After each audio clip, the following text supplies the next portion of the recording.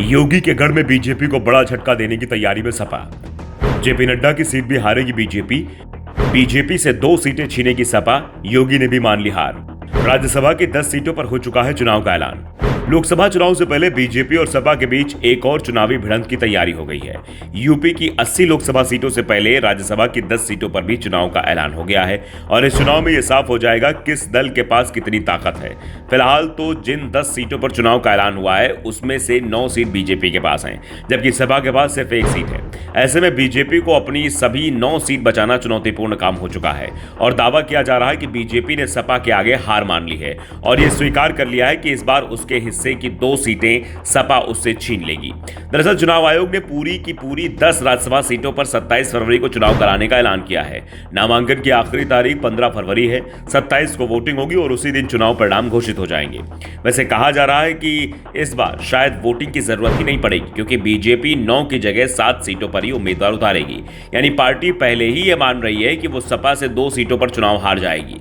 दूसरी ओर सपा के पास 1 सीट थी और इस बार उसे 3 सीट मिलना तय माना जा रहा है और अखिलेश यादव ने 3 सीटों के लिए उम्मीदवार की खोज शुरू भी कर दी है। बीजेपी के जिन सदस्यों का कार्यकाल समाप्त हो रहा है उसमें अशोक वाजपेयी, अनिल जैन, अनिल अग्रवाल, कांता करदम, सकलदीप राजभर, जीवीएल नरसिम्हा राव, सुधांशु त्रिवेदी, हरनाथ सिंह यादव और विजय पाल तोमर का नाम शामिल है। जबकि सपा की जया बच्चन का कार्यकाल भी समाप्त हो रहा है। दावा किया जा रहा है कि सपा इस बार जया बच्चन को शायद ही राज्यसभा का टिकट दे। दरअसल जया बच्चन को टिकट हमेशा मुलायम सिंह यादव के कोटे से दिया जाता था। मुलायम सिंह और अमिताभ बच्चन के अच्छे संबंध थे और इसी के चलते जया बच्चन को सपा की ओर से राज्यसभा में बार बार भेजा गया। लेकिन अब मुलायम सिंह के जाने के बाद जया बच्चन को लेकर पार्टी की राय बदली बदली सी दिखाई दे रही है। फिलहाल यह तय माना जा रहा है कि सपा के 3 उम्मीदवारों में से 1 मुस्लिम समुदाय का होगा, बाकी के 2 ओबीसी या दलित वर्ग के हो सकते हैं।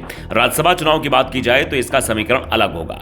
इसमें आम जनता की जगह विधायकों को वोट देने का अधिकार होता है। यूपी में 10 सीटों पर चुनाव है और विधानसभा के सदस्यों की संख्या 403 है।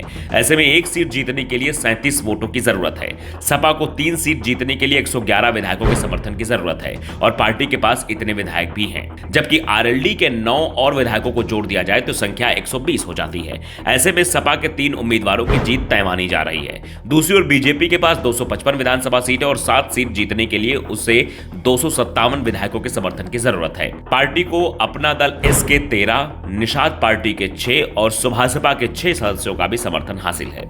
यानी बीजेपी के हिस्से में आसानी से 7 सीट आती दिखाई दे रही है और उसके बाद 23 वोट अतिरिक्त बचते हैं। लेकिन 12 अतिरिक्त वोट बीजेपी हासिल नहीं कर पाएगी, इसलिए बीजेपी 7 ही सीटों पर उम्मीदवार उतारेगी।